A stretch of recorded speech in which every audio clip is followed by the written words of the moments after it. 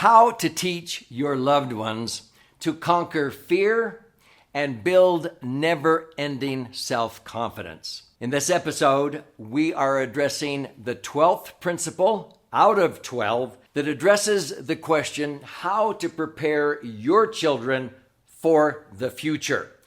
Get ready. This will connect a lot of the dots if you've watched the other 11 principles. If not, I would encourage you to do so. But this is profound, and I'll share a story with you of when I got this epiphany myself.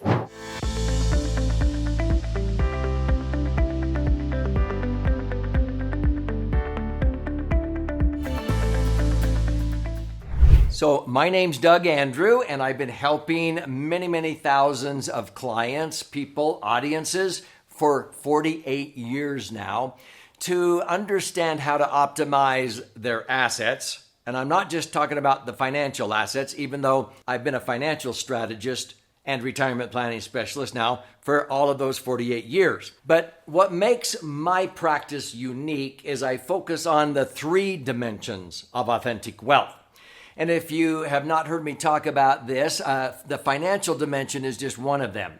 The other 2 are the foundational and intellectual dimensions, because when people really think about the word assets, the most important assets that they value, they cherish, they possess on this earth, they don't think about the money.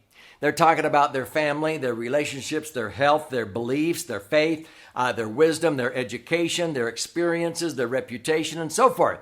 These fall under the 2 other dimensions. And so 3-dimensional wealth is like a 3-legged stool. Oftentimes I compare it to the 3 satellites in the GPS of every one of our souls that help keep us on track and balanced. All too often, sadly, I have found that people get out of balance.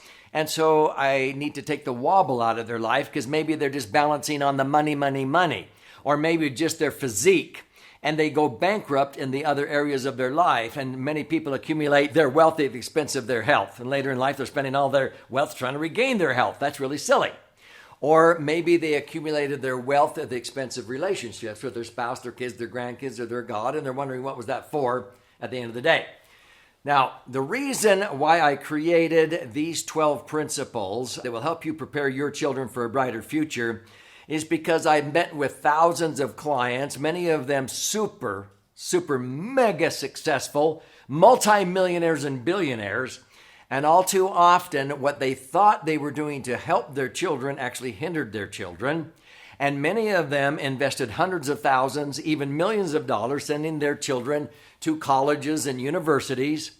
And guess what? They would graduate and all too often move back home because they couldn't find a job. So we would test them on 12 key principles that colleges and universities should have taught them, and it was amazing how many times they would fail miserably. We would teach these 12 principles in a 6-month course, and then they would go out and they would have job offers lined up.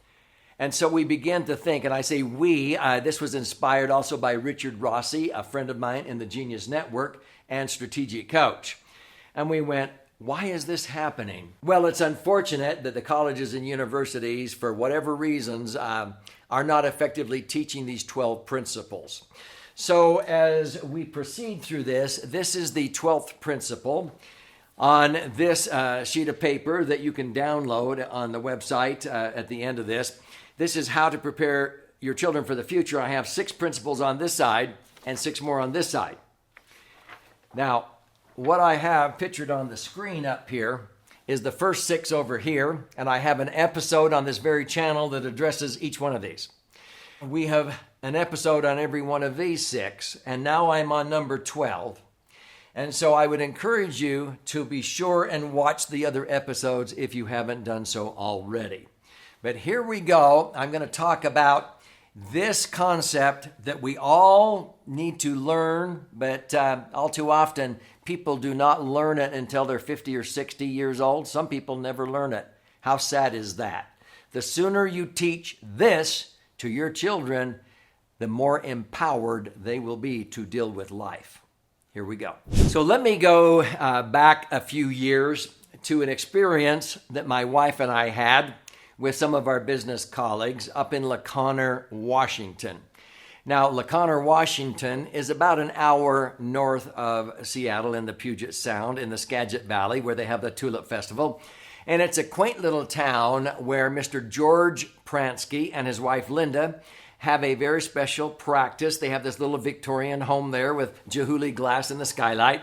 And we went up there to sort of experience some of his understanding with relationships. In fact, they were co-authors of a book called The Relationship Handbook, which became a bestseller. Now, George Pransky spent about half of his career as a psychologist and psychiatrist trying to manufacture new behavior out of people, because that's what he was trained to do. And it wasn't until halfway through his career that he began to mine, to create or get the behavior, mining it out of them instead of trying to manufacture behavior. In other words, he learned that we are factory installed by our Creator with the ability to heal. And instead of, blaming your parents or the past or this, that, or the other, shame, shame, shame, no, to take responsibility and accountability and use what our Creator has endowed us with to be able to overcome any problems and issues. So we were talking about these concepts and principles there in his little sort of classroom setting. He went up to the whiteboard and he wrote 3 words. They weren't in this order, so I've rearranged them for a certain purpose because I'm going to share with you the big epiphany I got. So he wrote on the board, crisis, deadlines, and insults or offenses. And he says, let's talk about the emotions that we all experience when we have a crisis in our life. And so we wrote down, anger, frustration, retaliation, all these emotions when we have a crisis occur in our life, and they come in all shapes and sizes. He went over to the next word, deadlines. What are your emotions when you have a deadline looming over you? Same emotions, frustration, anger, resentment, anxiety, frustration, all of these. He went over to insults or offenses. How do you feel when somebody insults you or offends you? Anger, frustration, retaliation, and so forth. The same emotions. He goes, now, you actually have control over how you react to those. In other words, one of my favorite sayings, a German saying, says, you can choose to be upset, but you're not obligated to be. I remember going to a woman's funeral, and on her program it said she was never offended because she never took offense. It changed my life. I knew that I had the power to do this, how you can have a split-second turn where he shared one day his assistant, Keith, was in a mental ward, and as he was walking down the hall in this ward, this hospital, out of his blind side, a guy came and hit him to the ground and cut him, and he was bleeding, and he got up to retaliate and grab this guy when 3 nurses jumped over the nurses' station and announced, Joe's having a seizure. Joe's having a seizure.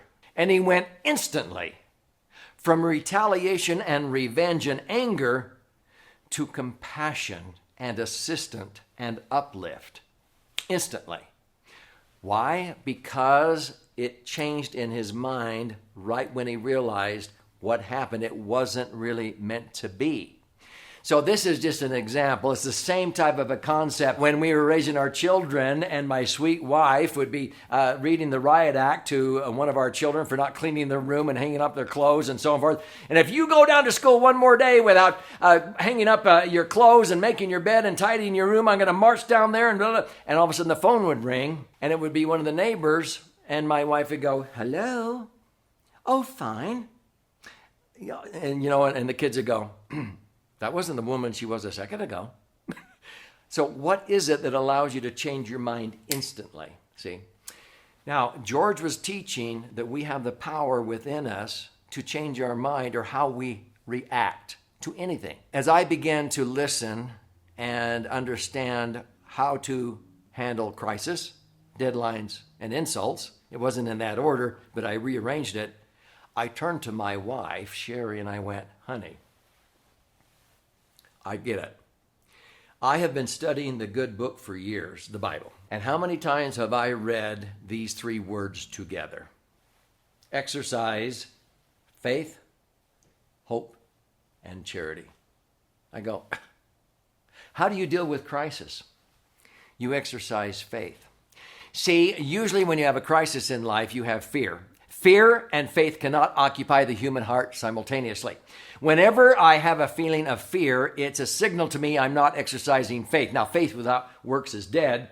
But when I get a signal that I'm fearful, I exercise and muster up faith, and I'm able to handle a crisis. I have to be responsible. I have to respond to the crisis with all my ability, responsibility, and a higher power will make up the difference. But that is how you deal with crisis, with faith. What about deadlines? I remember one time my manuscript was due for my third book, Last Chance Millionaire. I got $1 million advance from Time Warner for that book, and the manuscript was due the day after Labor Day. Now, I could either choose to look at it as a deadline and have a miserable Labor Day weekend, or I changed it to a lifeline. I learned this from Zig Ziglar, one of my favorite motivational speakers. He would talk about how we would change terminology. He says, most people get colds. He said, no, my fever goes up. I get occasional warms, but I don't get colds. I don't look at a weekend, I look at the strong end, okay? And people say, oh, really? I don't look at it as a stoplight. It's a go light. It's there to make traffic go, not stop. And people say, oh, that's silly. No, it isn't. So I changed deadlines to lifelines, and I started looking towards, I can't wait till that manuscript arrives at Time Warner the day after Labor Day.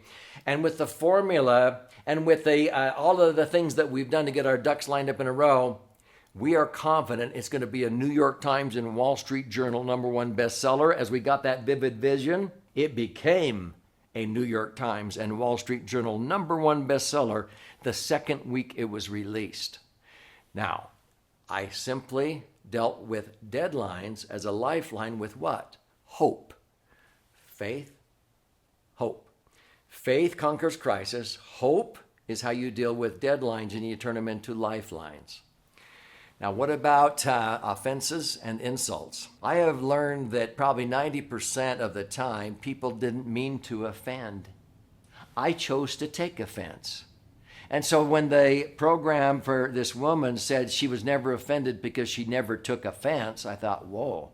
So I began to realize, you know what, bless their heart, they don't understand my situation or whatever. And I remember Mark Twain saying, forgiveness is the fragrance that the violet spreads upon the hill that crushed it. Now, if somebody really did mean to offend, if you want to drive them crazy, don't take offense. It'll drive them crazy because they want to offend you. But most of the time, they don't mean to offend you. So how do you deal with offenses or insults? With charity. Oh, if they understood what I'd been through, they would have never said or that or judged me for that. I'll forgive them. They just haven't walked in my shoes and so forth. And you move on. Because if you do not, you let that fester and smolder in you. It's hurting you. It's not hurting them. This is profound. So teach your children to deal with crisis with faith, deadlines with hope, and offenses or insults with charity. And it will be a game changer for their entire life. Now, how are some ways you can do this? Before sharing that with you, I want to make a recommendation for you. So before I share a little exercise, one of my favorite regarding this concept, if this is resonating with you and you know of somebody that you ought to share this with, be sure and share, click like, post a comment. But most importantly, subscribe to this 3-Dimensional Wealth channel. It's free. And when you do, click that little bell because then you'll be notified every time I post a new educational video, which I do almost on a daily basis. I don't want you to miss out. But stay with me another moment or two. I want to gift you a free copy of my book, Entitlement Abolition, here before this episode ends. Now, one of my favorite tools, and I have a toolbox with 22 tools, and you can have access to this in my, what is called my masterclass, Entitlement Abolition Masterclass, I'll talk about in just a second. But in the previous episode, I was talking about this exercise, What Matters Most. I mentioned this one over here, Unacceptable Detours and Dead Ends. Sometimes my wife and I will do this, and we'll call this Avoiding Absolutely Unacceptable Regrets. And whenever we do this, sometimes we plan 45 minutes for this and it goes an hour and a half. Dinner gets cold and we have the most intimate conversations of the year when we do this one sheet of paper. When you do this with your children, your grandchildren, those you care about, you're helping them to avoid detours and dead ends that cause them wasted time, energy, resources, going a direction they really didn't mean to go. So as you go through this worksheet, you'll be able to realize that you want to stay on course. So when we teach these concepts, I'll just quickly give you an idea here. You'll describe on here 3 different detours or dead ends that you do not want to have at the end of the day. Another way to put it, 3 unacceptable regrets. So when I did this with my children, it's they don't want to regret not getting a high school diploma or a college degree or going out and serving on a humanitarian or religious mission, not marrying the right spouse, not getting a good job, and so forth. They will write down at the end of the day what are 3, or sometimes I'll have them write down 5 unacceptable regrets they do not want to have. Some detour or dead end, they don't want to get down to the end of that road and go, I just wasted a year and a half chasing after this. Maybe it's playing basketball when they like it, but it's not going to be a very good chance of making a living doing that. Sometimes it's just making the best decisions. And so when they get clear on that, then they write down the new opportunities that they're able to see or seize when they begin to look at the path they want to take. And so this is called unacceptable detours and dead ends. You want to avoid them before going down this dead end path on the wrong highway so far that you then have to turn around and you've wasted 3, 4, 5 years going the wrong direction. Would that be beneficial for you to teach your loved ones? You can get this concept out of my book and my course, the 18-hour masterclass. So if this is resonating with you and you want to learn this concept, others like what we call the Better Life Circle, this is such a powerful tool that you simply look at any situation or experience, positive or negative. You simply analyze what went right, what went wrong, what was positive, what was negative. Okay. If you had to do this over again, what would you do differently? And you list the steps. This is transformative. These are simple exercises that you can learn about in this book, Entitlement Abolition. So here's how you can claim your free copy of this book and get tools like the Better Life Circle and the Unacceptable Detours, Dead Ends, What Matters Most, and it's in Entitlement Abolition. Go to entitlementabolitionbook.com. Click on the link below. Contribute a nominal amount towards the shipping and handling. I'll cover the rest of that cost. I'll fire out a copy of this 200-page book to you free. Now, there's also options there to listen and learn and watch and learn. And as I mentioned, there's an 18-hour video masterclass that's a deep dive into how you can empower your family. And there, you'll be able to learn more about these 12 principles to teach your children to prepare them for a brighter future, which I'm sure you want for your loved ones.